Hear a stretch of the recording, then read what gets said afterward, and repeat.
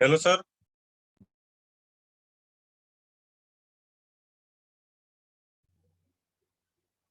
Class start अभी नहीं हुआ है ना? सर आए या नहीं वो भी नहीं पता अभी तक। अच्छा ओके, अच्छा, नहीं तो नहीं, आज मैम तुम मैम लोगों का मैम प्लीज सर आ गए हैं तो मीटिंग सर ने ही सेलेक्ट किया होगा ना अभी। आज तुम लोगों का पहला सेशन है एथिकल हैकिंग का। हाँ जी। तो एथिकल हैकिंग से पहले कोई ये बता सकता है हैकिंग क्या होती है?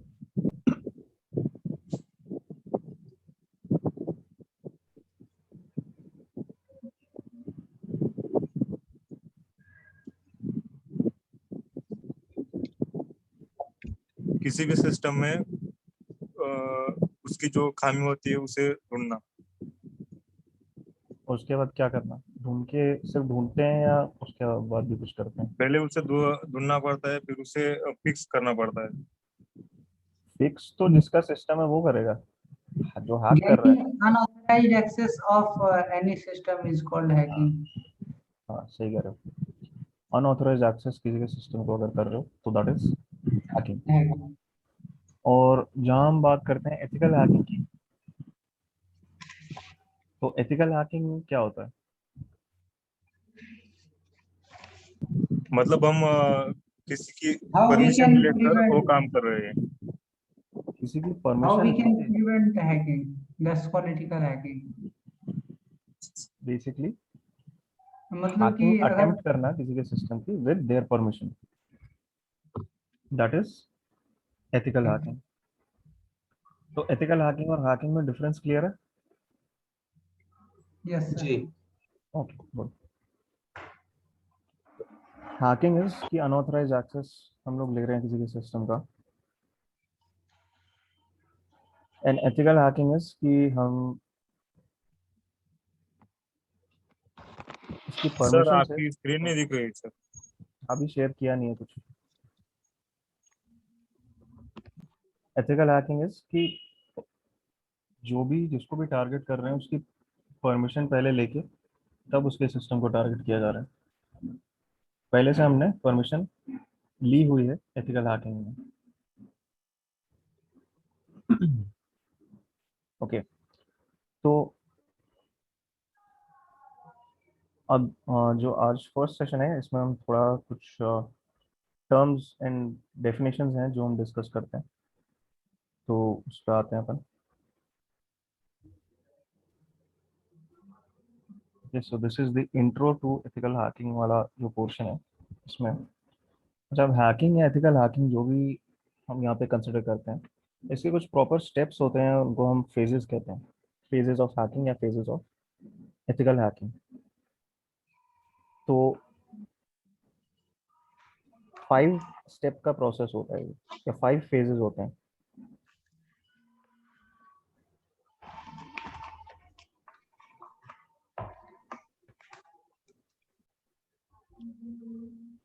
तो first step is information gathering या फुटप्रिंटिंग भी बोलते हैं इसको।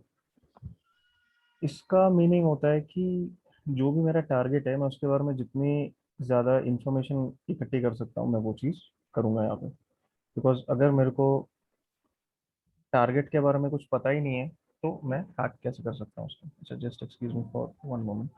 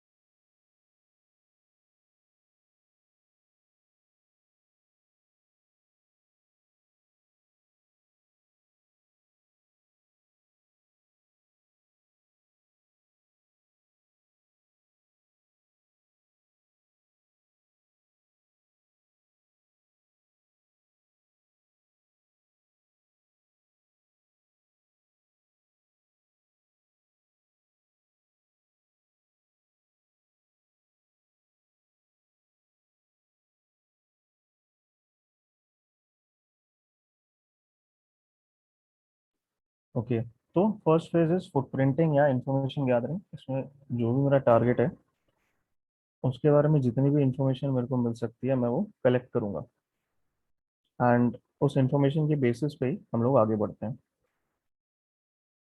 फिर नेक्स्ट आता है स्कैनिंग। स्कैनिंग में क्या है, हम लोग अलग अलग तरह के स्कैन्स रन करते हैं। बेसिकली अलग अलग तरह के डेटा पैकेट्स हम लोग भेजते हैं टारगेट पे, और उसका जो भी रिस्पॉन्स आता है उसके बेसिस पे हम लोग यहाँ पे कुछ इन्फॉर्मेशन लेते हैं।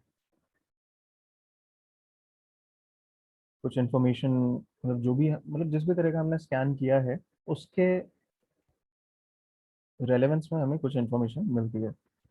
तो अगेन ये सारी चीज़ें ऑफ कोर्स हम लोग आगे डिटेल में देखेंगे। अभी के लिए just we are going through the basic कि क्या होता है क्या नहीं। तो उसके बाद फिर है गेनिंग एक्सेस। गेनिंग एक्सेस मतलब कि ऑलरेडी हमने रिकॉनेसेंस कर ली। रिकॉनेसेंस मतलब इंफॉर्मेशन गैदरिंग को रिकॉनेसेंस भी बोलते हैं। और स्कैनिंग कर ली, उसके बाद क्या है कि अब हमें एक आइडिया है कि टारगेट जो है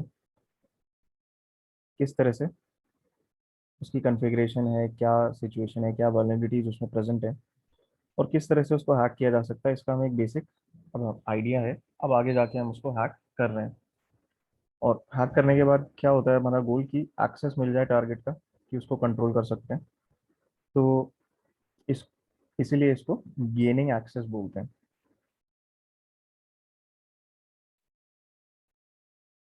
तो इसके बाद फिर आता है मेंटेनिंग एक्सेस। अब मेंटेनिंग एक्सेस मीनिंग क्या होता है कि एक बार मैंने हैक कर लिया सिस्टम को, अब मान लो अब जैसे मेरा पूरा प्रोसेस चल रहा है एथिकल हैकिंग का, वहाँ पे हो सकता है मुझे वो सिस्टम जैसे मैंने आज हैक किया, 2 दिन बाद दोबारा मेरे को उसको एक्सेस करना है। तो अब हर बार ये पूरा का पूरा footprinting, scanning, gaining access, ये सारी चीज़ें दोबारा रिपीट करूँ उसमें तो काफ़ी टाइम लग जाएगा, टाइम कंज्यूमिंग हो जाएगा वो मेरे लिए थोड़ा। तो इसलिए फिर मैं क्या करूँगा कि जब मैंने सिस्टम को इनिशियली एक्सेस किया तो उसमें मैं किसी ना किसी तरह का बैकडोर डाल दूंगा। विच इज़ बेसिकली बैकडोर क्या होता है कि कुछ भी हम ऐसा कर रहे हैं उस सिस्टम में जिससे कि हम उसको फ्यूचर में कभी भी एक्सेस कर सकते हैं, और पूरा उसमें ये अलग से हमें दोबारा से प्रोसेस करने की ज़रूरत नहीं पड़ती पूरा।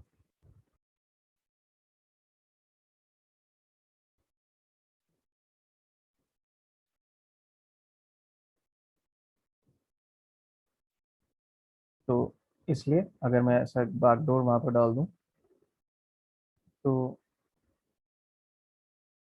मेरे को नेक्स्ट जब भी एक्सेस करना हो सिस्टम तो आसानी से मैं कर सकता हूँ। अगर अभी कुछ ऐसा लग रहा है कि क्लियर नहीं है तो जब प्रैक्टिकल ये चीज़ें देखेंगे तो ज़्यादा अच्छे से तुम लोगों को समझ आएगा कि क्या हो रहा है क्या नहीं। हाउएवर एट एनी पॉइंट अगर लगे कि कुछ नहीं है क्लियर तो पूछ लेना। ओके, तो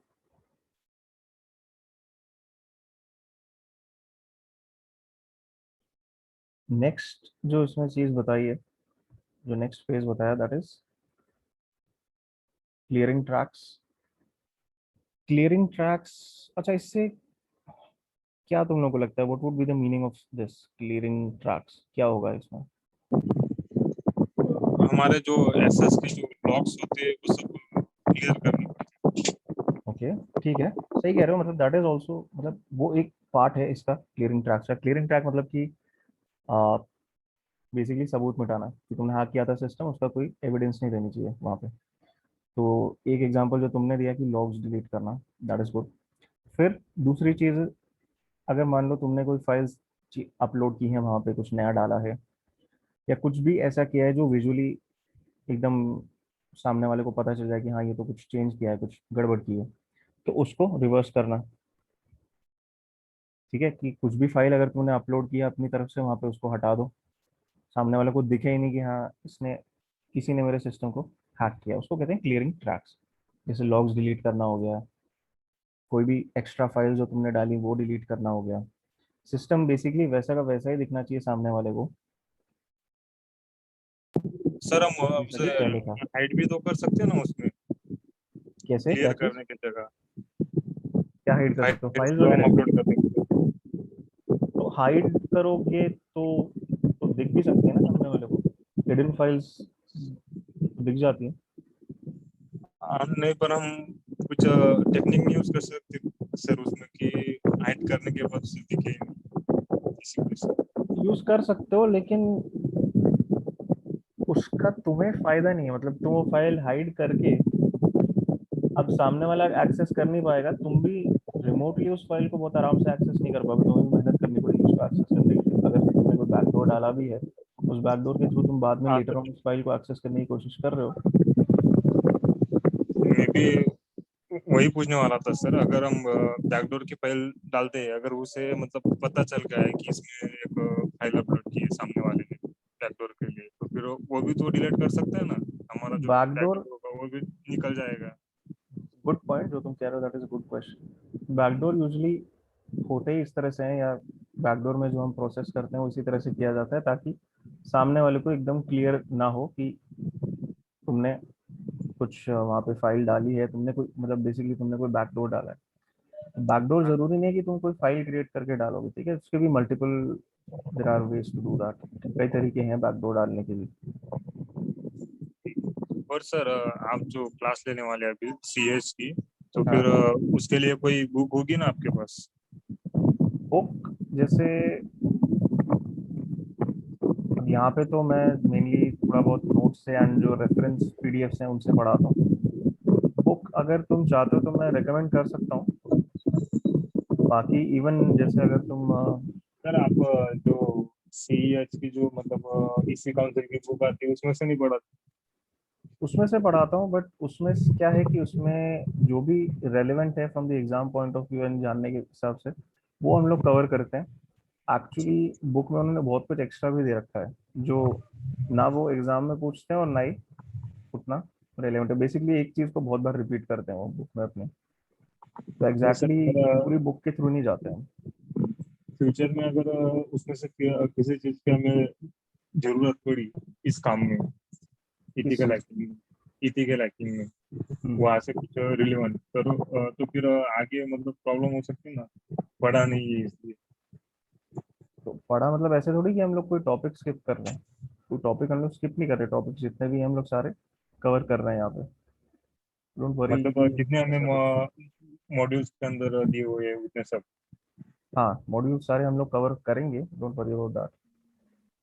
सर हमें जो सीएच का ये 2.5 GB के आसपास का फाइल का मेल आया हुआ था, उसको डाउनलोड किया एक्सट्रैक्ट, बट वो हो ही नहीं रहा है फाइल। कौन सी फाइल है? वो मेल आया हुआ था क्रॉ की अच्छा, तरफ से। क्या है क्या उस फाइल में, मतलब क्या किया क्या तुमने उसमें? स्टडी मटेरियल है सर, और फाइल सॉफ्टवेयर वॉफ्टवेयर है। अच्छा, तो वो उसको फाइल मिली गूगल तो? क्रोम पे खोलिए, हो जाएगा। सर हमें तो अभी तक कुछ नहीं मिला सर, स्टडी मटेरियल नहीं, और ये सब मतलब सॉफ्टवेयर एक उसमें बार होते काउंसलर हैं। से बात करो। ठीक हमें है सर। हमें भी एक कुछ चीज नहीं और मिला सर सर ऐसा पूछना था। कुछ। एक बार काउंसलर से बात करो, अगेन ये वही दे रहे हैं, मतलब I am not providing any of that, hmm. वो काउंसलर ही दे रहे हैं। और सर एक चीज और पूछना था। क्या है? सर आपके पास जो ये स्पेशल पैक, ये पीडीएफ सब है, वो सब सर हमें प्रोवाइड किया जाएगा ना, जिससे हाँ, आप वो पढ़ा तो रहे हो? तुम्हें मिल जाएगा, don't worry. Okay sir, study material बस सर मिल जाए तो बेटर रहता है, थोड़ा रिवीजन और प्रिपरेशन दोनों के लिए। हाँ, आई अंडरस्टैंड, प्लस जो भी सेशंस हो रहे हैं वो उनकी रिकॉर्डिंग्स भी होती हैं, तो वो भी तुम्हें मिल जाएंगी। इस जितने भी सेशन थैंक हुए यू सर। ये सारे रिकॉर्ड होते हैं। Thanks a lot sir. Okay, problem.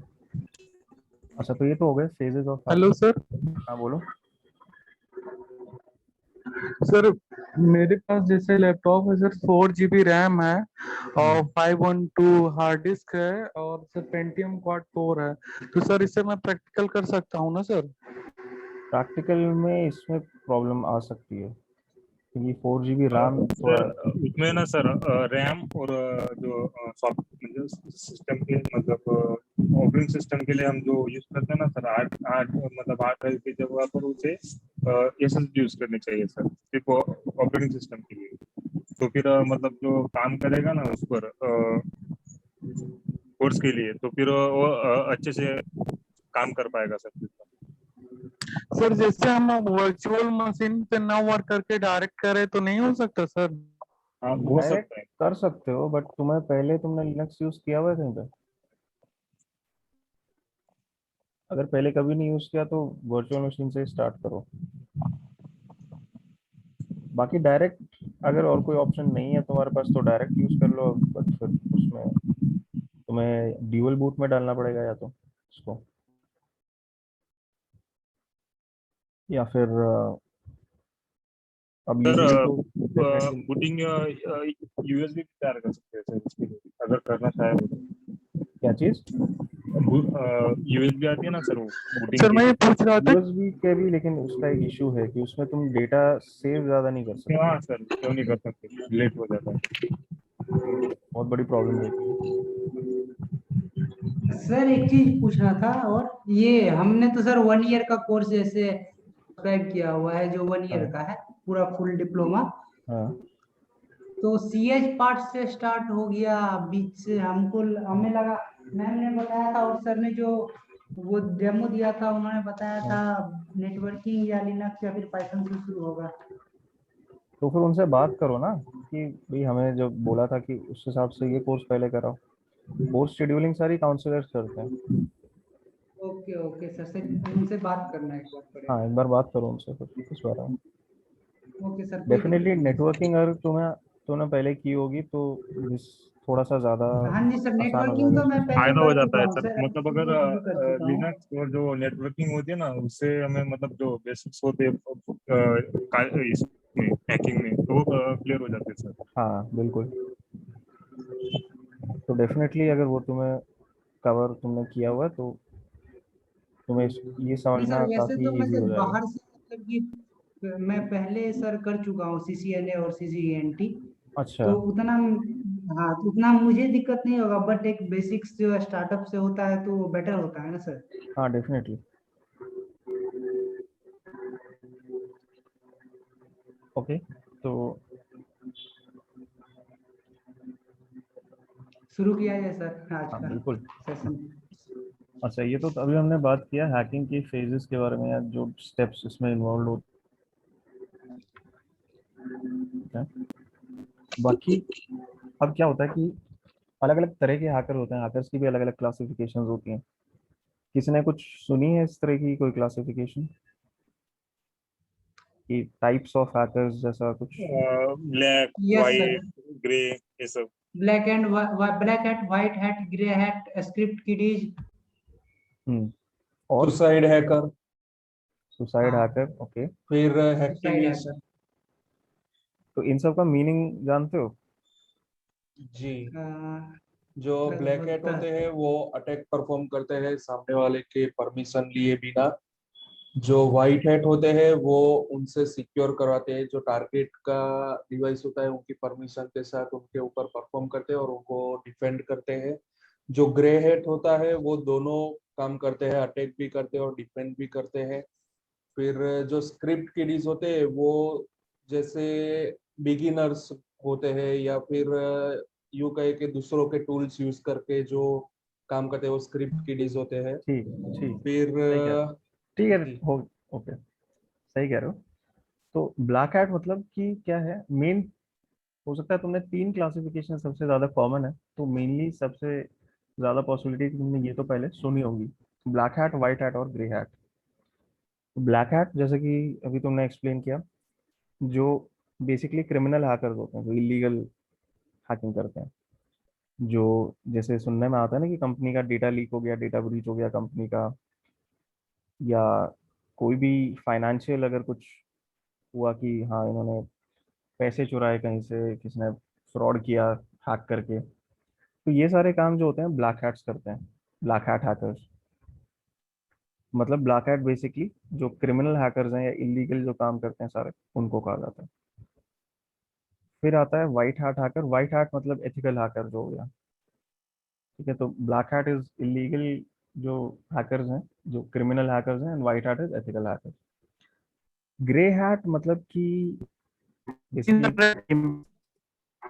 क्या? कुछ क्वेश्चन था?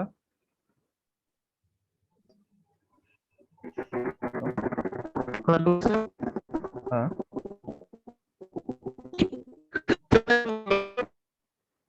मतलब आवाज बहुत बीच में कट के आ रही है, तो क्लियर नहीं हो रहा तुम क्या बोल रहे हो।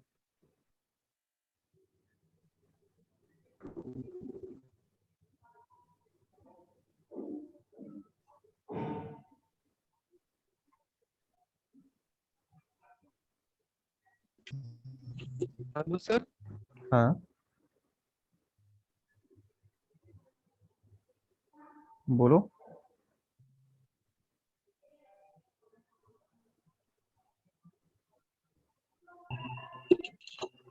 सर मैं बोल रहा था ब्लैक हैट हैकर जो है रेड टीम होते हैं सर, जो सिर्फ अटैक परफॉर्म करते हैं। नहीं, ब्लैक हैट्स रेड टीम में नहीं होते। ब्लैक हैट्स क्रिमिनल्स होते हैं। जो रेड टीम और ओके ब्लू सर। टीम का कंसेप्ट है उसमें वाइट हैट्स ही काम करते हैं दोनों उसमें। ये ब्लैक हैट इज जो इलीगल ओके काम कर सर। रहे हैं वो है black hat. Red team blue team तो पेनिट्रेशन टेस्टिंग के अंदर हमें आता है, वो सर भी हम उसमें जाएंगे, उस पर भी will talk about that. But black hat मतलब स्ट्रिक्टली जो इलीगल वो कर रहे हैं।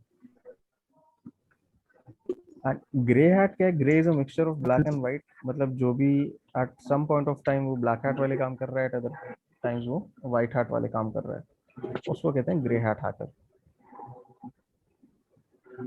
फिर आता है स्क्रिप्ट किडी। Okay script sir. किडी मतलब वो जो सिंपली जिसने देख लिया कि कुछ टूल्स हैं, उसने वो डाउनलोड करके चला दिया, उसको कोई आइडिया नहीं है वो टूल किस तरह से काम कर रहा है, क्या हो रहा है, बस वो सिंपली दूसरों के टूल्स डाउनलोड करके चला रहा है और कुछ नहीं।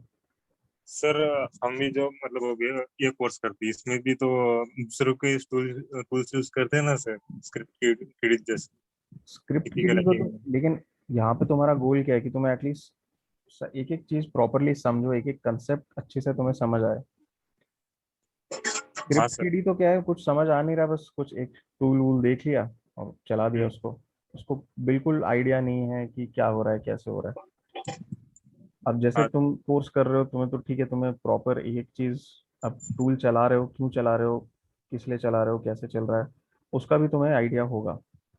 हाँ एंड अगर तुम जैसे प्रोग्रामिंग वगैरह, पाइथन स्क्रिप्टिंग वगैरह वाले कोर्सेज करते हो, देन अपने टूल्स भी तुम वहाँ पे फिर क्रिएट कर सकते हो। हाँ सर। ठीक है, तो स्क्रिप्ट की भी तो अलग हो गया, डोंट वरी अबाउट दैट।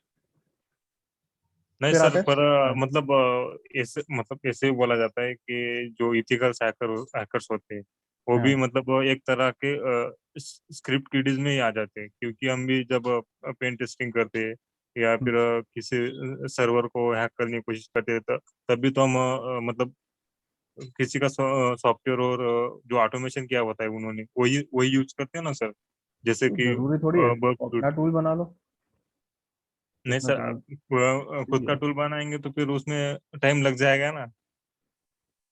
तो टाइम तो यार देना ही पड़ता है हर चीज को, ऐसे थोड़ी कि हाँ कुछ नहीं, पर तुरंत हो ज्यादा जाएगा। टाइम लग जाएगा सर खुद का टूल बनाने में, क्योंकि उन्होंने जो टूल बनाया होता है उस पर बहुत सारे लोगों ने काम किया होता है सर बनाने में। हम हम्म, अकेले थोड़ी ना मतलब कम टाइम में बना सकते हैं वही टूल। एग्जैक्टली सेम चीज नहीं, but depending on your need, अगर कोई ऐसी चीज है जो तुम्हें करनी है और उसके लिए तुम्हें प्रॉपर टूल नहीं मिल रहा, तो अपना बना सकते हो। हाँ वो भी बस है। उसके लिए वो स्क्रिप्टिंग तुम्हें आनी चाहिए, तब तुम ये चीज हाँ कर मतलब पाओगे।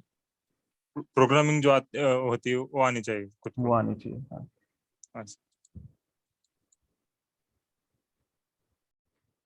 फिर आता है स्टेट स्पॉन्सर्ड हैकर। स्टेट मतलब यहाँ पे गवर्नमेंट की बात हो रही है कि जो गवर्नमेंट स्पॉन्सर्ड हैकर्स होते हैं, जो बेसिकली गवर्नमेंट के लिए काम करते हैं, and उनका ये टारगेट रहता है कि जैसे जो इंटेलिजेंस गैदर करना या दूसरे गवर्नमेंट्स को वो लोग टारगेट करते हैं ताकि कुछ इन्फॉर्मेशन पता चले वहां से। सर ये स्टेट स्पॉन्सर्ड हैकर जो होते हैं वो जस्ट लाइक व्हाइट हैट होते हैं ना? वो मोस्टली तो वाइट हैट होते हैं, कभी कभी ग्रे हैट के अंडर भी आ जाता है वो। स्टेट स्पॉन्सर्ड है तो ओके। अब एग्जैक्टली एक एक चीज तो वो क्या हाँ करते हाँ हैं, हाँ।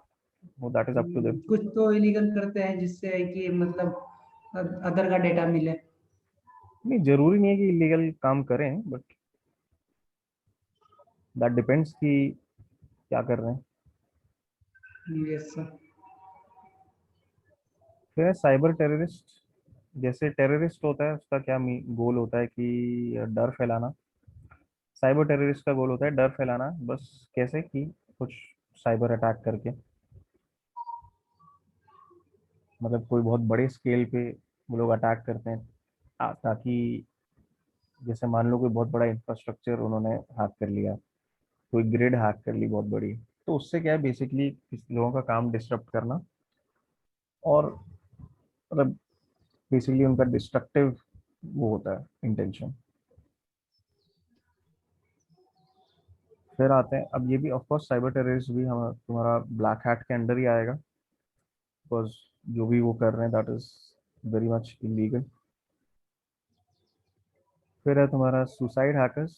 सुसाइड हैकर मतलब जैसे वैसा हैकर, अगेन ये भी ब्लैक हैट ही होता है।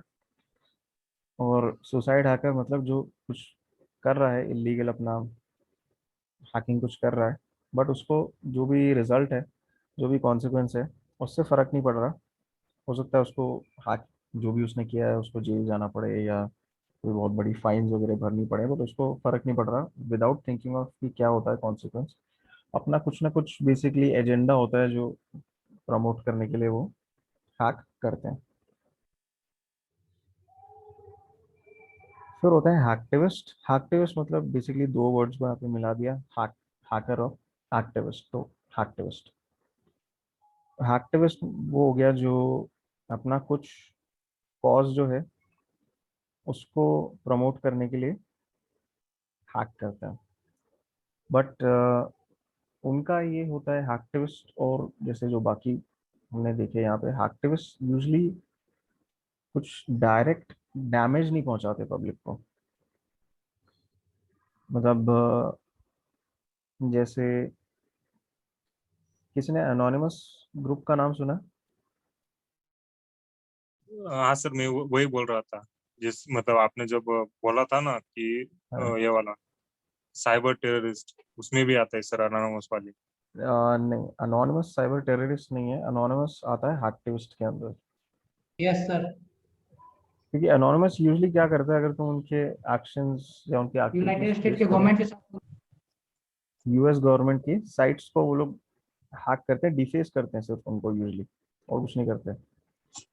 डिफेस भी क्या करते हैं कि जैसे डिफेसमेंट क्या हो गया कि वेबसाइट हैक कर ली और अपना कुछ मैसेज डाल दिया, मतलब तुम अगर उस वेबसाइट पे जाओगे तुम्हें ऐसा कुछ दिखेगा कि वहाँ पे लिखा हुआ है दिस वेबसाइट इज हैक्ड, और अपना कुछ जो भी मैसेज है वो वहाँ पे डाल देंगे। सर बांग्लादेश के हैकर्स ने भी किया था ना सर, मतलब यूपी और बिहार की जो गवर्नमेंट हाँ हाँ वेबसाइट है बिल्कुल उनमें बिल्कुल, भी किया था ना डिफेसमेंट सर। तो, हाँ डिफेसमेंट तो करते ही हैं हैकर्स। आधे से ज्यादा टाइम तो डिफेसमेंट सिर्फ शो ऑफ के लिए करते हैं, बट अगर हैक्टिविस्ट है तो वो अपना जो भी मैसेज है, कॉज है, वो भी वहाँ पे लिख देगा। हाँ सर। ओके, तो ये हैं टाइप्स ऑफ हैकर्स, कि कितने अलग अलग तरह के हैकर्स होते हैं। अच्छा, फिर जब हम बात करते हैं हैकिंग, एथिकल हैकिंग, ये सब किससे रिलेटेड है? साइबर सिक्योरिटी या इंफॉर्मेशन सिक्योरिटी से। तो इसमें तीन कंपोनेंट्स हैं या तीन एलिमेंट्स होते हैं जिनको हम CIA ट्रायड के नाम से भी रेफर करते हैं यहाँ पे। और CIA ट्रायड क्यों कहते हैं, मतलब एक्चुअली CIA से कोई लेना देना नहीं है इसका, तो सो तीन एलिमेंट्स जो हैं C, I और A उनके इनिशियल्स हैं, तो इसलिए उनको इस तरह से याद करते हैं। तो C मतलब कॉन्फिडेंशियलिटी। कॉन्फिडेंशियलिटी मतलब जैसे अब यहाँ पे हम सिचुएशन ये ले रहे हैं कि अगर मुझे किसी चीज़ को सिक्योर करना है, किसी भी रिसोर्स को या किसी डेटा को सिक्योर करना है, तो उसमें ये तीनों चीज़ें जो हैं C, I और A, ये तीनों वहाँ पे अप्लाई होनी चाहिए। C मतलब कॉन्फिडेंशियलिटी, अगर मैं डेटा सिक्योर कर रहा हूँ तो डेटा मतलब कॉन्फिडेंशियल होना चाहिए। कॉन्फिडेंशियल मीनिंग कि जिसका है वो डेटा, जो ऑथराइज्ड है उसको एक्सेस करने के लिए, सिर्फ उसी को वो मिलना चाहिए। अच्छा, फॉर एग्जांपल लेट्स से तुम्हारा अगर बैंक अकाउंट है, तुम नेट बैंकिंग यूज कर रहे हो, अब वो जो अकाउंट का डेटा है, अब डेफिनेटली बहुत ही इंपॉर्टेंट है कि वो डेटा सिक्योर रहे। और सिक्योरिटी में अगेन ये confidentiality is one of the things जो इंपॉर्टेंट है। तुम्हारा अकाउंट है, तुम्हारा डेटा है, तो you are authorize to access it, तुम्हें एक्सेस होना चाहिए। बट किसी और को उस डेटा का एक्सेस नहीं होना चाहिए जो ऑथराइज नहीं है उसको देखने के लिए। अगर ऐसा है कि हाँ किसी और को एक्सेस मिल जाता है उस डेटा का, तो हम क्या कहते हैं कि इन दिस सेंस जो कॉन्फिडेंशियलिटी है डेटा की वो कॉम्प्रोमाइज हो चुकी है और वो डेटा सिक्योर नहीं है। तो सिक्योर करने के लिए किसी भी चीज़ को उसका कॉन्फिडेंशियलिटी बहुत इंपॉर्टेंट है। That is one point. फिर आता है the next thing is integrity. Integrity मतलब कि जैसे मान लो तुमने कुछ, अगेन यही वाला अगर मैं एग्जांपल लूँ, जैसे बैंक अकाउंट वाला, तो अब इसमें क्या होगा कि तुम्हारा बैंक अकाउंट है, मान लो तुम्हें कुछ डेटा, कुछ डिटेल अपडेट करना है उसमें, जैसे एड्रेस अगर चेंज किया तुमने तो अपडेट करना पड़ेगा उसको। तुम्हारा अकाउंट है, तुम अपडेट कर रहे हो, ठीक है, कोई प्रॉब्लम नहीं है। यू आर ऑथोराइज, तुम ऑथोराइज हो उस डेटा को मॉडिफाई करने के लिए, चेंज करने के लिए। तो तुम अगर चेंज कर रहे हो तो ठीक है, नो इशू। लेकिन अगर कोई और चेंज कर पा रहा है उसको, तुम्हारे अलावा अगर कोई चेंज कर पा रहा है, तो वहाँ हम कहते हैं, कह सकते हैं कि इंटेग्रिटी जो है उस डेटा की वो कॉम्प्रोमाइज हो चुकी है, क्योंकि कोई अनऑथोराइज यूजर जो है उसको चेंज कर पा रहा है। तो डेटा की इंटेग्रिटी मेंटेन करना मतलब कि कोई भी अनऑथराइज यूजर उसको चेंज नहीं कर पाए।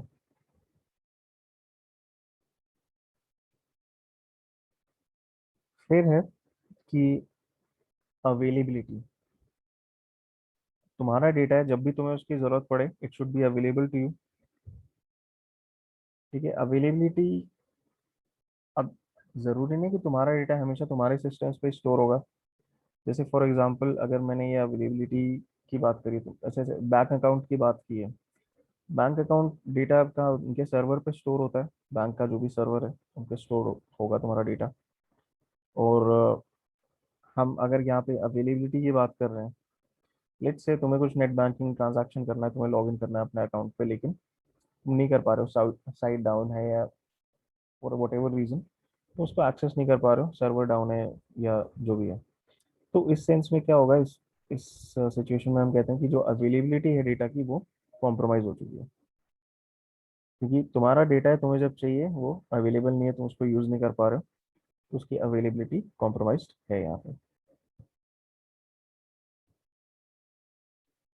तो ये तीन एलिमेंट्स जो हैं इनको हम कंबाइन करके कहते हैं CIA ट्रायड।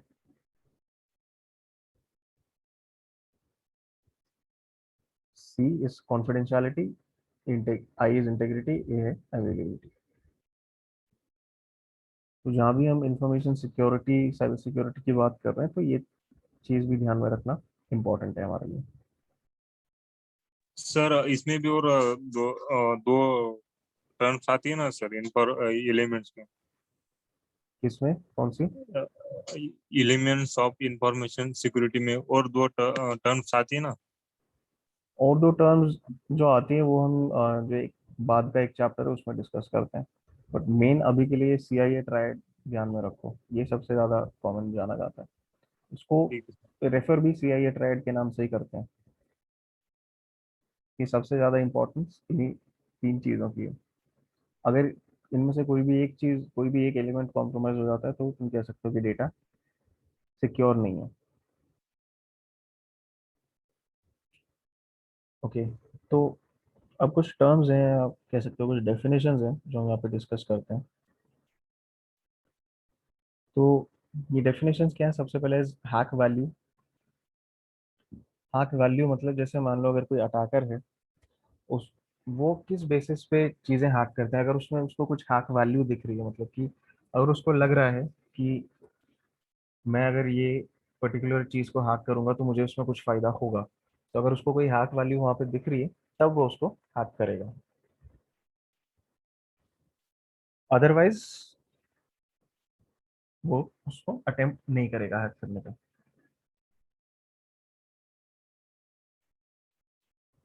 फिर है वल्नरेबिलिटी। वल्नरेबिलिटी मतलब कोई भी वीकनेस, कोई भी ऐसा फ्लॉ, कोई भी ऐसा सर लूप होल किसी भी चीज़ में। सर क्या? हैक वैल्यू एक बार रिपीट करेंगे? हैक वैल्यू मतलब जैसे मान लो अगर कोई अटैकर है, उसको किसी चीज अगर मतलब वो बेसिकली वो लोग हैक किस बेसिस पे करते हैं कि अगर उसको टारगेट में लग रहा है कि कोई हैक वैल्यू है इसकी, कि मेरे को इस चीज को अगर मैं हैक करूंगा तो कोई फायदा होगा, उस चीज को कहते हैं हैक वैल्यू। अब वैल्यू मतलब यहाँ पे ऐसे कोई न्यूमेरिकल वैल्यू नहीं है, उसमें कोई नंबर अटैच नहीं है उस वैल्यू से। बस वैल्यू मतलब कि अगर उस अटैकर के लिए उसके अकॉर्डिंग अगर उसको लगता है कि हाँ किसी पर्टिकुलर टारगेट को हैक करने से कुछ मिल रहा है तो वो उसको हैक करेगा। हाँ सर। फिर आता है वल्नरेबिलिटी। वल्नरेबिलिटी मतलब कोई भी वीकनेस, कोई भी ऐसा फ्लॉ, कोई भी लूप होल किसी भी सॉफ्टवेयर या किसी सिस्टम में जिसकी मदद से हम उसको हैक कर सकते हैं। तो इस चीज को अपन वल्नरेबिलिटी कहते हैं। फिर नेक्स्ट टर्म इज एक्सप्लॉइट। अब वल्नरेबिलिटी जो है, अब एक्सप्लॉइट का बेसिकली दो तरह से इसको रेफर कर सकते हैं। पहला इज कि किसी वल्नरेबिलिटी को यूज करना, तो हम उसको कहते हैं कि हमने वल्नरेबिलिटी को एक्सप्लॉइट किया। एक टर्म तो एक यूज तो ये हो गया एक्सप्लॉइट टर्म का। दूसरा होता है कि वल्नरेबिलिटी को यूज करने के लिए, मतलब वल्नरेबिलिटी का फायदा उठाने के लिए जो कोड होता है उसको भी हम एक्सप्लॉइट के नाम से जानते हैं। तो एक्सप्लॉइट के मेनली दो मीनिंग्स होते हैं। एक होता है कि किसी वल्नरेबिलिटी को यूज करना, एक होता है कि जो कोड है उस किसी वल्नरेबिलिटी को यूज करने के लिए उसको भी हम एक्सप्लॉइट कोड कहते हैं। तो ये दो मीनिंग्स होते हैं एक्सप्लॉइट वर्ड के। फिर आता है पेलोड। अच्छा, अब मान लो तुमने कोई वल्नरेबिलिटी एक्सप्लॉइट करी, ठीक है, टारगेट सिस्टम पे। अब तुम उसको कुछ जो भी उस सिस्टम से करवाना चाह रहे हो, मतलब तुम चाह रहे हो कि वो तुम्हारे सिस्टम से कनेक्ट करे, तुम चाह रहे हो कि वो कुछ और नेटवर्क पे मैसेज सेंड करे, जो भी तुम करवाना चाह रहे हो टारगेट सिस्टम से, वो जिस कोड में लिखा होगा that is known as your payload. Payload मतलब कि जो कोड टारगेट सिस्टम पे एग्जीक्यूट होगा और उसके अकॉर्डिंगली टारगेट जो है वो कुछ ना कुछ एक्शन लेगा, उस चीज को अपन कहते हैं पेलोड। ठीक है, कि जो कोड वहां पे एग्जीक्यूट होगा टारगेट पे एंड उसके बेसिस पे वो कुछ ना कुछ एक्शन लेगा, इसको हम पेलोड कहते हैं।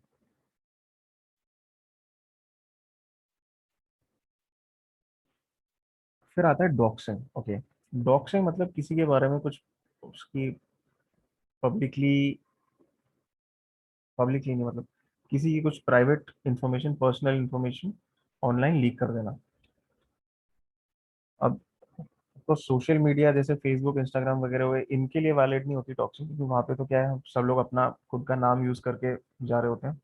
बट इन केस कोई ऐसी जगह है जहाँ पे लोग अनोनिमस रह रहे हैं, जहाँ अपना नाम वगैरह नहीं बता रहे, वहां पे अगर तुमने किसी की पर्सनली आइडेंटिफाइबल इंफॉर्मेशन डाल दी, किसी को पर्सनल डिटेल्स लिख दी, उसको कहते हैं डॉक्सिंग। अब इसका एक एग्जांपल जो है, डॉक्सिंग बहुत ही कॉमनली कहाँ पे होती है, अगर ये चीज हम लोग डिस्कस करें, जैसे जो ये वेबसाइट्स होती हैं जो पायरेटेड कंटेंट होस्ट करती हैं, इन वेबसाइट्स के जो ओनर्स होते हैं वो डेफिनेटली अपना कभी असली नाम तो वहाँ लिखते नहीं कि हाँ मैं चला रहा हूँ इस वेबसाइट को, कुछ ना कुछ वो निकनेम रखेंगे या इस तरह से कुछ ना कुछ नाम रखेंगे। तो अब क्या होता है, यूजली इस तरह की जो वेबसाइट्स होती हैं तो आपस में इन लोगों के झगड़े वगैरह होते रहते हैं, और ये लोग क्या है, एक दूसरे को फिर डॉक्स कर देते हैं, एक दूसरे की इंफॉर्मेशन पता नहीं लगा के वो उसको पब्लिश कर देते हैं ऑनलाइन। तो अब डॉक्स कर दिया, अगर इस तरह से किसी को डॉक्स कर दिया जाए, डेफिनेटली उसके लिए प्रॉब्लमेटिक है, कि उसके तो सारी एक्चुअल पब्लिक इंफॉर्मेशन, नाम और सब आ गया ऑनलाइन, और वो कर क्या रहा है, वो चला रहा है ऐसी वेबसाइट जो पायरेटेड कंटेंट सर्व कर रही है, तो उसके लिए तो प्रॉब्लम है। तो this is an example of doxing. ऐसी सिचुएशंस में डॉक्सिंग बहुत कॉमन है, इसलिए मैंने ये एग्जांपल लिया। तो डॉक्सिंग इज सिंपली कि किसी की पर्सनल की आइडेंटिफाइबल इंफॉर्मेशन, मतलब जिससे इंडिविजुअली उस पर्सन को तुम आइडेंटिफाई कर सकते हो, इस तरह की इंफॉर्मेशन ऑनलाइन पब्लिश करना।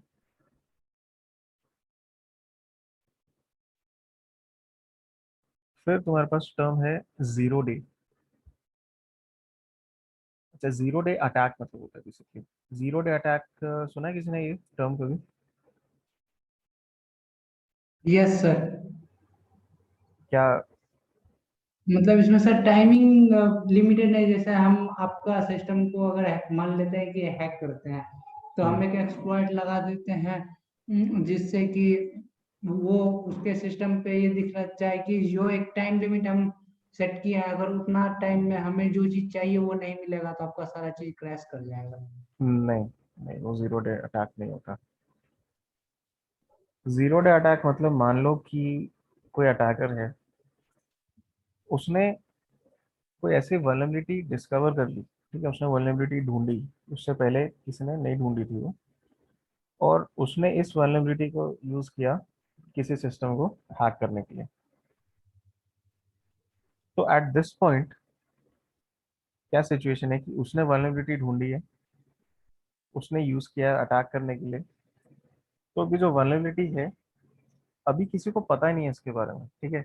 जिसका, मान लो उसने, जैसे फॉर एग्जांपल अगर मैं विंडोज की बात करूं, कि किसी ने विंडोज में कोई वल्नरेबिलिटी निकाली, ढूंढी और उसको एक्सप्लॉइट किया।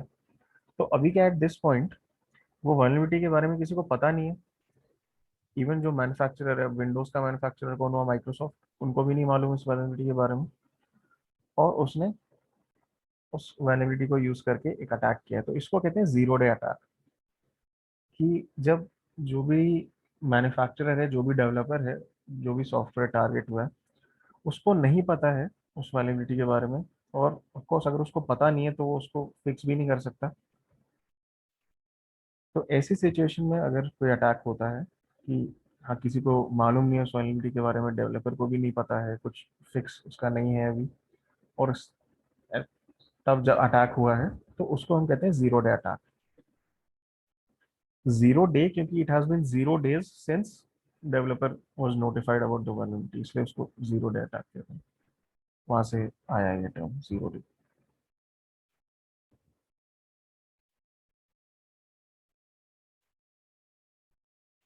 तो जीरो डे अटैक जो है, मीनिंग कि जब ऐसा अटैक जो किसी ऐसी वल्नरेबिलिटी को यूज कर रहा है जो डिस्क्लोज नहीं हुए पब्लिकली, किसी को पता नहीं है उसके बारे में, इवन डेवलपर को नहीं पता है, एंड उसको इस्तेमाल किया गया उस वल्नरेबिलिटी को किसी अटैक में।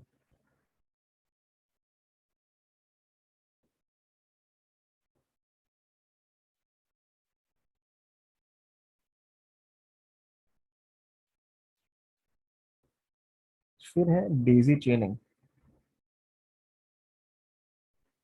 डेजी चेनिंग क्या होता है कि मान लो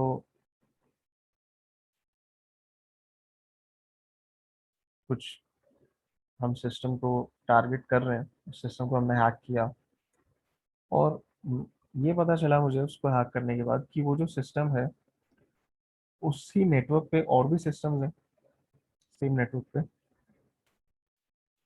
और उस सिस्टम की मदद से फिर मैंने उन बाकी एक और नेट सिस्टम को हैक किया उसी नेटवर्क पे, फिर उस सिस्टम से दूसरे को हैक किया, फिर एक एक करके मैं ऐसे चेन बनाता गया सिस्टम्स की जो मैंने हैक किए। तो उसको कहते हैं डेजी चेनिंग। पहले एक सिस्टम को हैक किया, फिर दूसरे को हैक किया उसकी मदद से सेम नेटवर्क पे, इस तरह से डेजी चेनिंग। मतलब इस तरह से अगर तुम कुछ प्रोसेस करते हो उसको डेजी चेनिंग कहा जाता है।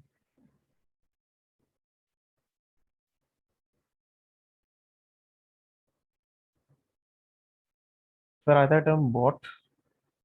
बॉट से फेमिलियर है इस टर्म से भी?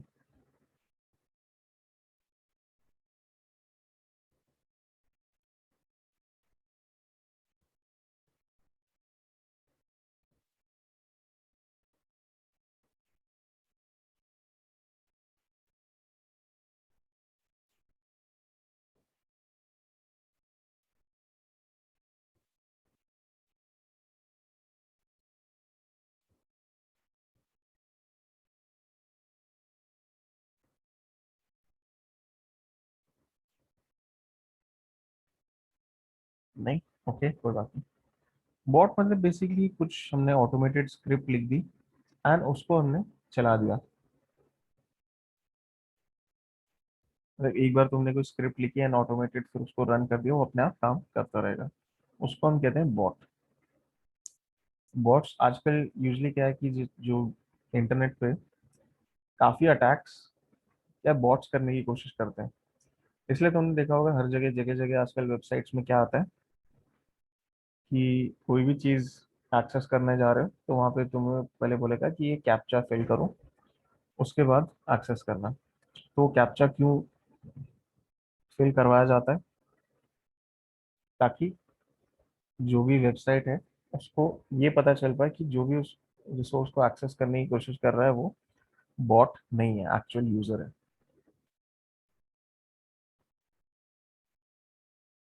क्योंकि बॉट क्या है, कैप्चा सॉल्व नहीं कर सकते, इसलिए बॉट्स को बाहर रखने का, बॉट्स को अवॉइड करने का सिचुएशन की सॉल्यूशन होता है कैप्चा।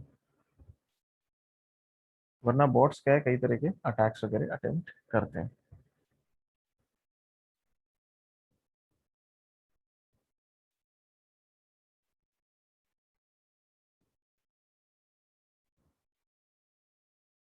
और फाइनली टर्म है थ्रेट। थ्रेट इज, अब साइबर सिक्योरिटी में अगर मैं बात कर रहा हूँ थ्रेट की, या इवन इन जनरल अगर हम बात करते हैं थ्रेट की, तो मतलब कुछ ऐसा जो डेंजरस है। अब यहाँ पे हम साइबर सिक्योरिटी की बात कर रहे हैं तो उसी सेंस में कहेंगे कि कुछ ऐसा जो डेंजरस है with respect to the cyber security perspective. जैसे अगर कोई ब्लैक हैट हैकर है, वो तुम्हारे सिस्टम को अगर टारगेट करता है तो is a threat to you, कि वो ही इज डेंजरस, वो कुछ मैलिशियस करेगा, कुछ उल्टा करेगा, तो वो डेंजरस है, तो he would be a threat situation में।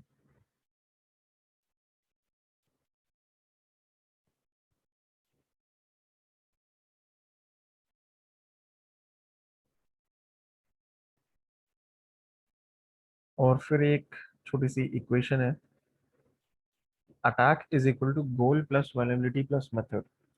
मतलब बेसिकली इसमें क्या कहने की कोशिश की है कि कोई भी अटैक अगर होता है, साइबर अटैक की बात हो रही है यहाँ पे, तो उसके तीन पार्ट्स हमेशा होते हैं। कि पहला तो गोल, कि जो भी अटैकर था उसका गोल क्या था, उसने अगर हैक किया तो क्यों किया, क्या गोल फुलफिल कर रहा था वो, या उसको क्या वो एक्सपेक्ट कर रहा था कि मुझे फायदा होगा हैक करने से, तो दैट इज गोल। फिर वायलेबिलिटी, अगर हैक किया है तो कोई ना कोई वायलेबिलिटी उसको मिली होगी और उसी के बेसिस से उसने हैक किया है।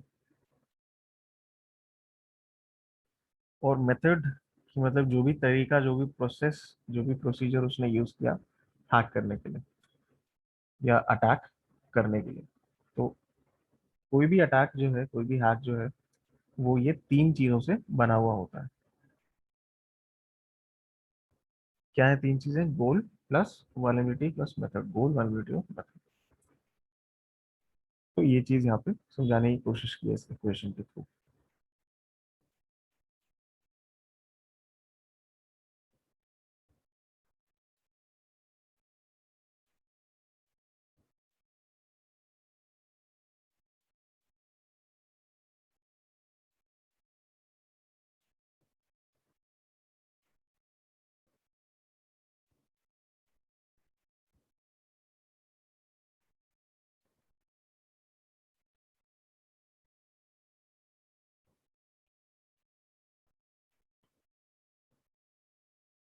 फिर आता है, दो टर्म्स हैं यहाँ पे हमारे पास, वल्नरेबिलिटी असेसमेंट और पेनिट्रेशन टेस्टिंग।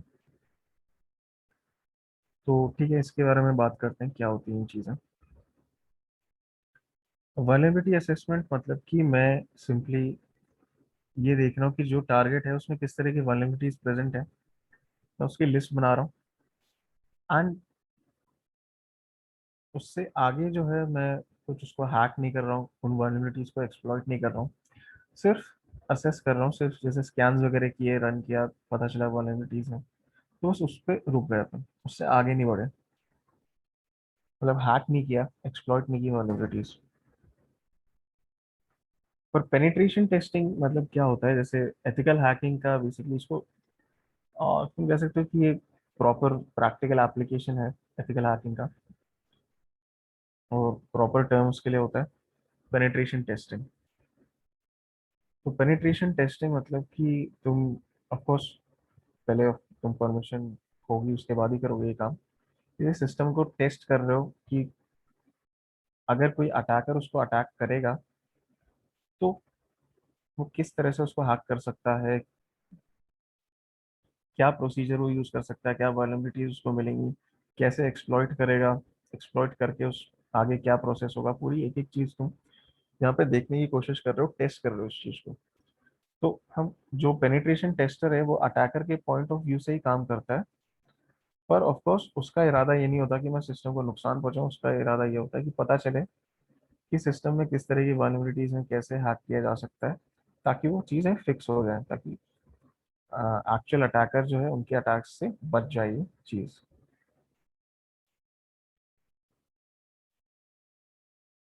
तो उस चीज़ को हम कहते हैं पेनिट्रेशन टेस्टिंग।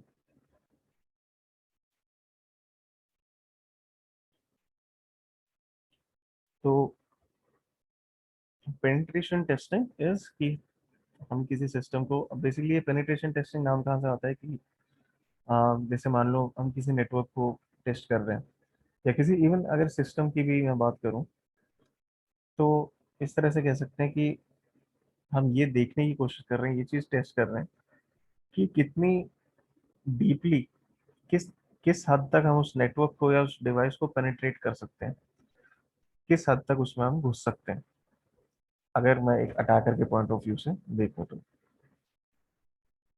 तो इसलिए ये नाम वहां से आया है, पेनिट्रेशन टेस्टिंग। अब इसमें एक चीज यहाँ पे और मेंशन है, रेड टीम और ब्लू टीम। तो यूजली पेनिट्रेशन टेस्ट में ऑफ कोर्स हर सिचुएशन में रेड टीम ब्लू टीम में डिवीजन नहीं होता, बट कुछ केसेस में क्या किया जाता है कि जैसे जो रेड टीम होती है उनको कहते हैं कि जो पेनिट्रेशन टेस्टर्स हैं वो कंपनी के सिस्टम्स को, जो भी टारगेट है उनके सिस्टम्स को अटैक कर रहे हैं। और जो ब्लू टीम है वो बेसिकली कह सकते हो जो साइबर सिक्योरिटी स्टाफ है कंपनी का, जो उसको डिफेंड कर रहे हैं। तो red team versus blue team होता है, दोनों एक दूसरे के अगेंस्ट काम कर रहे होते हैं, देखने के लिए कि अल्टीमेटली कंपनी का सिक्योरिटी पोस्चर कितना अच्छा है, या उसमें क्या प्रॉब्लम्स हैं, या एग्जैक्ट सिचुएशन क्या है वो पता चले।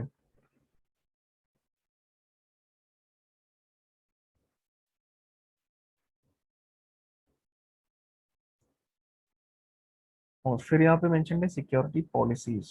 अच्छा, तो सिक्योरिटी अब क्या है, हर ऑर्गेनाइजेशन की, हर कंपनी की अपनी सिक्योरिटी पॉलिसीज होती हैं।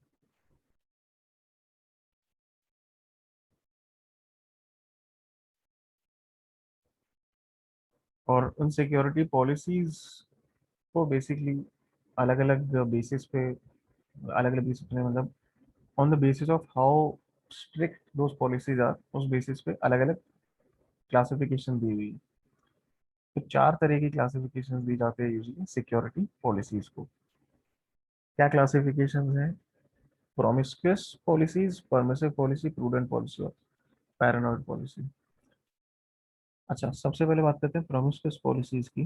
प्रोमिस्क्यूअस पॉलिसी मतलब ऐसी सिक्योरिटी पॉलिसी जो मतलब एकदम ना के बराबर ही समझो, उसमें कोई रिस्ट्रिक्शन नहीं है, कुछ नहीं है, जो भी मतलब अब पॉलिसीज क्या है, किसी ऑर्गेनाइजेशन में, किसी कंपनी में अप्लाई होती है।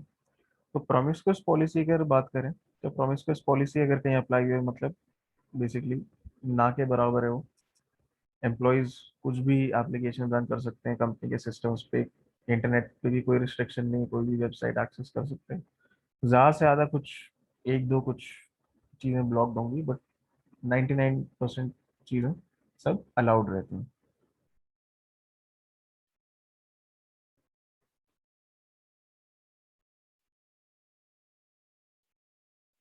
फिर परमिसिव पॉलिसी। परमिसिव पॉलिसी मतलब ज़्यादातर चीज़ें तो अलाउड हैं इसमें, लेकिन जो नॉन डेंजरस चीज़ें हैं, मतलब मान लो जो नॉन एप्लीकेशंस हैं जो मैलिशियस हैं, या कुछ ऐसी वेबसाइट्स हैं नॉन जो पता है कि हाँ मैलिशियस हैं, सिर्फ उनको ब्लॉक किया हुआ है, बाकी सब कुछ अलाउड है। तो इस तरह की पॉलिसी को हम परमिसिव पॉलिसी बोलेंगे। Then you have your prudent policy. Prudent policy मतलब अब इसमें और ज्यादा स्ट्रिक्ट है ये पॉलिसी। इसमें क्या होता है कि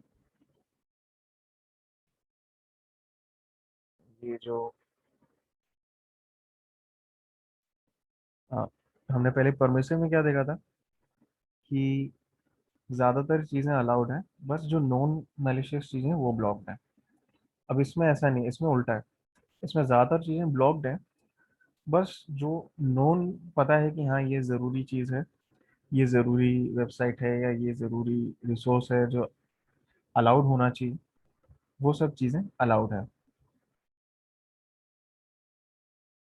अदरवाइज मेजॉरिटी चीज़ें ब्लॉक्ड रहती हैं प्रूडेंट पॉलिसी में।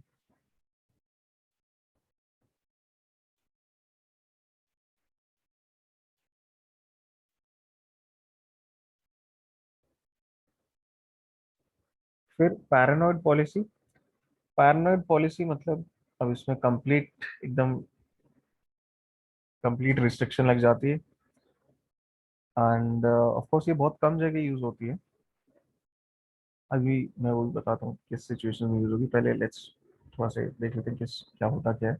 पैरानॉइड पॉलिसी मतलब कि सब कुछ ब्लॉक्ड होगा ऑलमोस्ट। बस मान लो इंटरनेट एक्सेस भी in most cases prudent policy, prudent नहीं सॉरी पैरानॉइड पॉलिसी में ब्लॉक्ड होता है।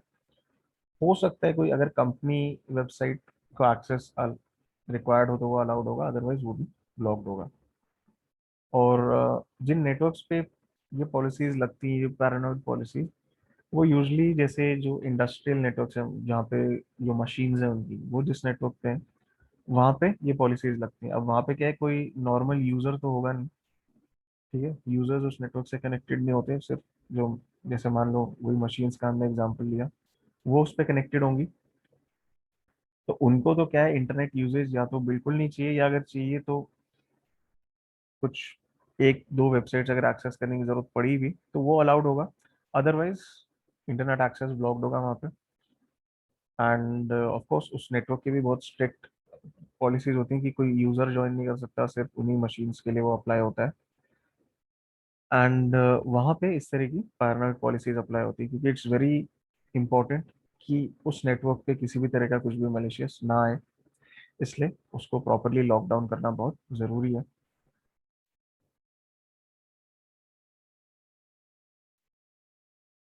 फिर अब ये जो परमिसिव और प्रूडेंट पॉलिसीज होती हैं, ज़्यादातर कंपनीज में इनमें से कोई ना कोई एक तरह की पॉलिसी अप्लाई होती है, डिपेंडिंग ऑन द सिचुएशन, मतलब वो कंपनी के ऊपर डिपेंड करता है उन लोगों ने क्या अप्लाई किया है। और प्रॉमिसक्यूअस पॉलिसी तो अप्लाई नहीं होनी चाहिए, मतलब इट इज़ बेसिकली लाइक कि ना के बराबर है। तुमने कुछ रिस्ट्रिक्शन रखा ही नहीं है, सब कुछ अलाउ कर दिया, तो डेफिनेटली कुछ ना कुछ वहाँ पे गड़बड़ होगी। तो सिक्योरिटी पॉलिसीज की इस तरह से थोड़ा बेसिक क्लासिफिकेशन इस बेसिस पे होती है।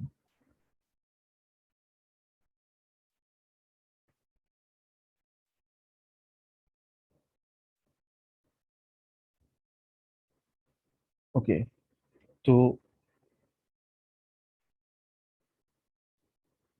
जो पहला मॉड्यूल है इंट्रोडक्टरी, जो हमने कुछ टर्म्स एंड डेफिनेशन डिस्कस किए, वो यहाँ पे एंड होता है।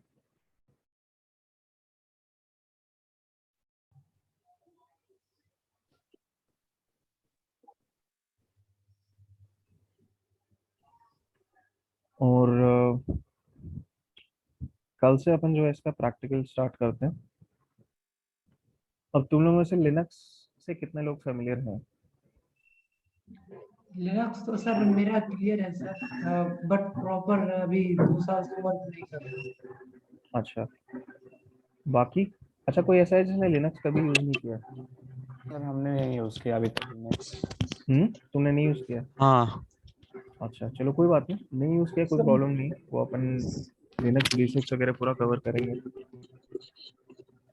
बाकी और भी सर, मैंने थोड़ा बहुत पैरेट सिक्योरिटी यूज किया है। पैरेट यूज़ किया है, ठीक है। अब अच्छा ये चीज़ भी मैं मेंशन कर देता हूँ कि जहाँ तक एथिकल हैकिंग की बात आती है, इसका जो प्रैक्टिकल पोर्शन है उसमें हम लोग जो लिनक्स का वर्जन यूज़ करते हैं, लिनक्स भी बहुत अलग अलग तरह के आते हैं, अलग अलग फ्लेवर्स कहा जाता है इनको यूजली, या डिस्ट्रोज भी बोलते हैं लिनक्स डिस्ट्रीब्यूशंस के लिए। तो उसमें काली लिनक्स एक मेन है, एंड अगर चाहो तो पैरेट सिक्योरिटी भी यूज़ कर सकते हो। तो इन दोनों में से कोई एक यूज़ करो। एक्चुअली सर मेरे सर सिस्टम ये की काली कॉन्फ़िगरेशन लिनक्स कम है इसलिए। हाँ, क्या चीज़? सर मैं इस बोला मैं पैरेट इसलिए यूज करता हूँ क्योंकि मेरे सिस्टम की कॉन्फ़िगरेशन कम है सर, हाँ, वो इजीली उस पे चल जाता है इसीलिए सर। उस पर बेटर चलेगा पैरेट, हाँ ये तो है। ठीक है। सर एक प्रॉब्लम ये आती है सर कि हम्म। सर जैसे कभी कभी लैपटॉप फ्रीज हो जाता है सर, कोई भी ऑप्शन कीबोर्ड माउस वगैरह कुछ काम नहीं करते हैं सर, ऐसा क्यों होता है सर? तुम्हारा जो तो विंडोज होगा ना वो क्रैक वर्जन वाला होगा और तुमने अपडेट कर लिया होगा उसे, इसके लिए इशू आता सर है। मैं पैरेट पैरेट की रिगार्डिंग पूछ रहा हूँ सर। सिस्टम की क्या कॉन्फ़िगरेशन है? Sir 4 GB RAM, Pentium quad core processor और 512 SSD। वही बात है ना, जो कॉन्फ़िगरेशन है वो थोड़ी वीक है सिस्टम की। अब तो पैरेट सर को किस इसमें में रन कुछ करते हो, वर्चुअल मशीन में या डायरेक्ट रन करते हो, कैसे रन करते हो? सर मैं मेन पे करता हूँ सर। मेन पे करते हो, अच्छा। तो यस मेन सर। पे तो राम का इशू नहीं होगा, वो फिर प्रोसेसर का इशू होगा। पेंटियम कौन सा बोला तुमने? Pentium quad core sir. Quad core, अब वो भी आज के डेट में तो काफ़ी पुराना है। तो जैसे यस जैसे सर। नए नए जैसे ऑपरेटिंग सिस्टम भी नए नए जैसे बनते जाते हैं, उनकी रिक्वायरमेंट जो है बढ़ती जाती है। तो मेनली तुम्हारा सर जो प्रोसेसर का थोड़ा कन्फ्लिक्ट आ रहा है उसके साथ। सर जैसे अभी सर अफोर्ड नहीं कर सकते तुरंत, तो सर कुछ इस पे हो नहीं पाएगा सर प्रैक्टिकल के लिए? कि मतलब नॉर्मली क्या बिल्कुल बिल्कुल भी नहीं चलता उस पर? नहीं सर चलता है हाँ, बस अचानक से कभी जो फ्रीज हो जाता है, फिर अच्छा। हार्ड बूट करना पड़ेगा फिर चल जाएगा। हाँ, वो तो फिर फ्रीज हो गया तो कुछ कर ही नहीं सकते वहाँ पे। सर ये यार अब फ्रीजिंग इशू सर मेरे लैपटॉप में भी आ रहा है, जबकि मेरा लैपटॉप प्रॉपर मतलब कि नया है, 1 साल हुआ है और 8 GB रैम है, कॉन्फ़िगरेशन भी अच्छा है, नेट्रो 5 है, 4 GB ग्राफिक कार्ड के साथ है, फिर भी फ्रीज कर जाता है दो। फ्रीज किस चीज में करता है? जी सर, मतलब कहाँ कि पे कमांड काम ही नहीं करता है, कमांड वमांड कुछ लिखना स्टार्ट करते हैं बीच बीच में लिखता है, वो कमांड लेता ही नहीं है। विंडोज में फ्रीज कर रहा है, लिनक्स क्या किस में? नहीं VMवेयर सर में। अच्छा, सर एक VMवेयर में। इशू है सर। हेलो सर, हाँ। अभी जो लिनक्स की जो आईएसओ फाइल आई ना सर अभी लेटेस्ट, तो उसमें थोड़ा मतलब इशू इशू है सर, मतलब ठीक से काम नहीं कर रहा है सर। लेटेस्ट कौन सा जो वाला आईएसओ लेटेस्ट? फाइल है वो। काली की बात कर रहे हो? हाँ काली। अच्छा, तो क्या इशू आ रहा है उसमें तो? मतलब जो कर्सर होता है ना वो ब्लिंक करता है कभी कभी, जो कमांड होता है ना सर वो प्रॉपर चलता नहीं उस पर। न- नई जो आईएसओ फाइल है उसमें, क्योंकि मैं भी यूज कर रहा था सर 1 महीने से, उसमें हाँ, बहुत सारे इशू आ रहे थे सर। इसलिए जो पुरानी वाली आईएसओ है ना सर वो हाँ पूरी यूज पुरानी वाली में कोई दिक्कत नहीं होती है। पुरानी में दिक्कत नहीं। अब ये वही चक्कर है ना, लिनक्स भी क्या है, पूरा ओपन सोर्स सॉफ्टवेयर है। तो हाँ सर। हो सकता है उन्होंने जो कर्नल है उसका उसमें कुछ चेंज किया हुआ है, उसकी वजह से कुछ थोड़ा सा उसका खराब हो गया तो ठीक है। अगर इसमें इशू अगर लग रहा है नए वाले में, तो पुराना वाला यूज कर लो। बेसिकली जो भी हम यहाँ पे टूल्स यूज करते हैं, अगर मान लो कुछ ऐसा है जो सिस्टम में इंस्टॉल्ड नहीं है तुम्हारे, अगर मैंने कोई टूल बताया तो वो अलग से आराम से इंस्टॉल हो जाएगा। बाकी बेसिक टूल्स तो हर जगह काम करते हैं। एंड जरूरी नहीं है कि एकदम लेटेस्ट वाला यूज करना है आईएसओ। अगर उसमें दिक्कत आ रही है कोई बात नहीं, पुराना यूज कर सकते सर जैसे मैं SSD सर लगवा लूँ तो सर मेरा काम हो जाएगा? हो। एसएसडी से मेनली तुम्हारा वो फ्रीजिंग वाली प्रॉब्लम आ रही है ना उसमें। हेलो। हाँ सर। फ्रीजिंग की प्रॉब्लम है ना, तो यूजली एसएसडी से तो वो सॉल्व नहीं होगी, ओके सर। क्योंकि सर हेलो सर। सर मैं बोलो। प्रैक्टिकल के रिगार्डिंग पूछ रहा था सर, अगर एसएसडी हेलो लगवा सर। लेता हूँ सर तो हो जाएगा? सर यार ये नहीं, अगर फ्रीजिंग वाली इशू आ रहा है तो उससे तो सॉल्व नहीं होगा, सिर्फ नहीं एसएसडी नहीं लगाने से तो नहीं नहीं solve सर, सर, होगा। फ्रीजिंग इशू छोड़ के। उससे एसएसडी से क्या, तुम सिर्फ इसके लिए प्रैक्टिकल के लिए तो नहीं, कोई जरूरत नहीं है okay sir. SSD. Hello sir, SSD use करने से ना सर उसकी जो मतलब कंप्यूटर की जो स्पीड होती है वो सब इंक्रीज हो जाती है सर एसएसडी से। स्पीड तो इंक्रीज हो जाती है, लेकिन जब ये जो फ्रीजिंग वाली इशू है ना, नहीं ये सर, सॉल्व नहीं होगा एसएसडी से। एक्चुअली कम हो स्पीड जाती है इंक्रीज हो सर। जाती है, पर प्रोसेसर भी उस टाइप का होना चाहिए सपोर्ट करने लायक। अगर प्रोसेसर पूरा ना रहा और आपकी स्पीड बहुत ज्यादा बढ़ गई तो भी फ्रीजिंग की तो प्रॉब्लम आती ही रहेगी ना। हाँ तभी मदर प्रॉब्लम प्रोसेसर, मैं आएगा। वही बोल रहा हूँ ना, वो सिस्टम का मेन इशू जो है वो प्रोसेसर का है, प्रोसेसर थोड़ा सा पुराना है। Sir okay sir. आज के क्लास में इतना ही था सर, इंट्रोडक्शन में। हाँ, आज का इंट्रोडक्टरी मॉड्यूल इतना ही है। बाकी अच्छा, लिनक्स जो भी और नहीं फेमिलियर है लिनक्स से, आई वुड रिकमेंड कि, अब देखो हम लोग क्या करते हैं, लिनक्स को अगर फर्स्ट टाइम यूज कर रहे हो तो उसको as a virtual machine install किया जाता है। यस, तुम फेमिलियर हो वर्चुअल मशीन से, क्या होता है वर्चुअल मशीन? हाँ सर, VMware हो गया। अच्छा, यूज किया हुआ है तुमने VMware या हाँ, फिर VMware में हमने नॉन कमर्शियल यूज किया था काली लिनक्स को। काली लिनक्स को यूज किया है? ओके, हाँ। तो तुमने यूज किया तो है लिनक्स, तुम कह रहे हो कि नहीं है नहीं लिनक्स का आइडिया? नहीं, यूज किया मगर उस पर कभी वर्क नहीं किया था हमने सर। कोई बात नहीं, वर्क तो कर लेंगे इसमें, प्रैक्टिकल हाँ। जो भी। और तुम प्रैक्टिकल करना चाहते हो तो हमारे पास लिनक्स इंस्टॉल्ड होना चाहिए, लेकिन हाँ सर, वो या तो इंस्टॉल्ड है। उसको सेपरेटली इंस्टॉल करो इन केस तुम वैसे करना चाहते हो, बट आई वुड रिकमेंड कि वर्चुअल मशीन यूज करो लिनक्स के लिए। हाँ अच्छा, लिनक्स किसके पास इंस्टॉल्ड नहीं है अभी? मेरे पास नहीं है इंस्टॉल। हाँ, नहीं है तुम्हारे पास। अच्छा, जी तुम वर्चुअल मशीन से फेमिलियर हो? जी, वर्चुअल मशीन से फेमिलियर हूँ। वो देखा हुआ है कि उसके अंदर हम लिनक्स इंस्टॉल कर सकते हैं, विंडोज 7 या उसका iOS इंस्टॉल कर सकते हैं, ताकि क्या होता है अगर कई बार परफॉर्म करते समय अगर हमारा सॉफ्टवेयर क्रैश भी हो जाता है तो मेन सॉफ्टवेयर को वो डैमेज नहीं करता, वो सिर्फ वर्चुअल मशीन पे ही इफेक्ट आता है। सिर्फ ऐसा थोड़ा वर्चुअल बहुत मशीन पे कॉन्सेप्ट। इफेक्ट आता है, एग्जैक्ट। जी तो इसलिए भी वर्चुअल मशीन्स को, मतलब एक बहुत ही मेजर एडवांटेज वर्चुअल मशीन का ये है कि अगर कुछ मान लो वर्चुअल मशीन में कुछ खराब होता भी है तो मेन सिस्टम को कोई असर नहीं पड़ेगा उससे।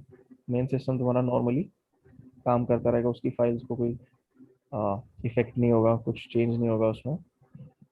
वर्चुअल मशीन का अपना एक अलग ही एनवायरनमेंट रहता है जिसमें वो काम करता है। ओके, तो अब बेसिकली जैसे जो मैंने चीज मेंशन करी थी सर प्रैक्टिकल के लिए, हाँ क्या? सर कल के मॉड्यूल में क्या होगा सर? कल कल क्या लेंगे इसका? कल हम लोग मेनली जैसे लिनक्स का पहले थोड़ा बहुत बेसिक कमांड्स वगैरह वो सब देखेंगे, और फिर सर अगर टाइम बचता है तो फिर वो फुटप्रिंटिंग जो हमने फर्स्ट फेज की बात की थी तो वो भी स्टार्ट कर सकते हैं। अच्छा ठीक है। ठीक है, तो लिनक्स जैसे अगर जिसका भी रेडी नहीं है तो आई वुड से कि अगर टाइम मिलता है तो कल तक रेडी कर लो, उसको वर्चुअल मशीन में इंस्टॉल कर लो, या अलग से अगर करना है अलग से भी कर सकते हो, बट मैं वो चीज़ रिकमेंड नहीं करूंगा अनलेस रिसोर्सेज का इशू है। वर्चुअल मशीन में यूज करने के लिए तुम्हारे पास 8 GB रैम है, 8 GB रैम अगर है मिनिमम, तभी यूज करो वर्चुअल मशीन। उससे कम में अगर करते हो तो प्रॉब्लम आएगी। 8 GB सर मेरा रैम है, कोई दिक्कत नहीं होगा फिर। हाँ नहीं, 8 GB में कोई दिक्कत नहीं है। और सर मैं एक चीज पूछना था सर कि मैं लैब सेटअप ड्यू के कर लिए सकता हूँ सर, सर? क्या चीज? वो जो प्रॉपर सर सीएच का लैब सेटअप करने के लिए अगर मैं 8 GB और रैम बढ़ा देता हूँ तो हाँ, मेरा पूरा लैब यहाँ सेटअप हो जाएगा ना? लैब सेटअप में बेसिकली कहो, जैसे एक तो तुमने वर्चुअल मशीन तुम डालोगे इसकी लिनक्स की, हाँ, ठीक है, फिर और एक पैरोट एक रखेंगे और एक विंडोज रखेंगे। विंडो, हाँ एक विंडोज भी डाल लो, कोई सा विंडोज 7 8 10 जो भी डालना है, लीव, हाँ लीव कर सकते हो चाहो। तो तो 16 जीबी में सर काम चल जाएगा 16 जीबी में? 16 जीबी में तो कोई भी दिक्कत नहीं है, 8 जीबी में भी हो जाएगा वैसे। 8 जीबी में रन करोगे तो फिर क्या करना होगा कि जैसे एक सिस्टम को 2 जीबी दिया, एक जी। टाइम पे तुम 2 सिस्टम मैक्सिमम रन करो वर्चुअल मशीन, उससे ज्यादा की वैसे जरूरत पड़ती भी नहीं है। एक टाइम पे मतलब, एंड एक को 2 जीबी रैम दो, दूसरे को 2 जीबी रैम दो। मेन तो क्या है, रैम एलोकेशन का थोड़ा ध्यान रखना पड़ता है। बाकी हार्ड डिस्क तो तुम्हारे पास जितनी है उस हिसाब से होगा, प्रोसेसर का भी उतना प्रॉब्लम नहीं रहती है।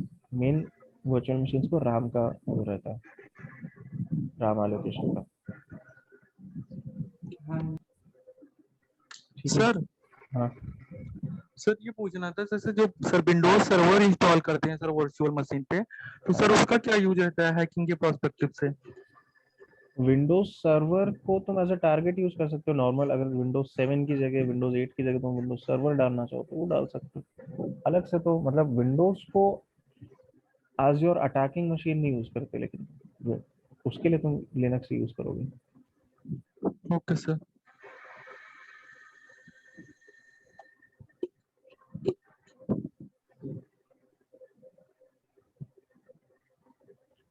ठीक है, तो कल तक सबका हो जाएगा लिनक्स रेडी, अगर किसी का नहीं है तो फिलहाल।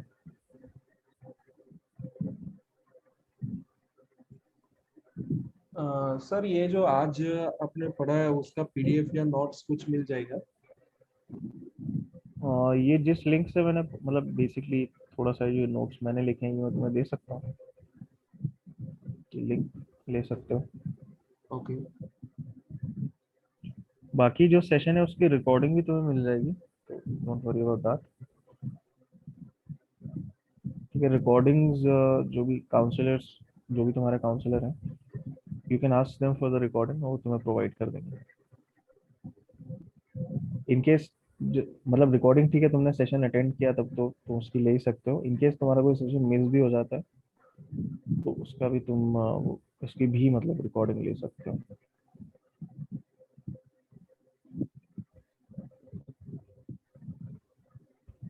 ओके ठीक है, तो अपन कल मिलते हैं। और सर जैसे कि जो सर आपने जो आज का सेशन कराया इसका रिकॉर्डिंग हमें कहाँ मिलेगा?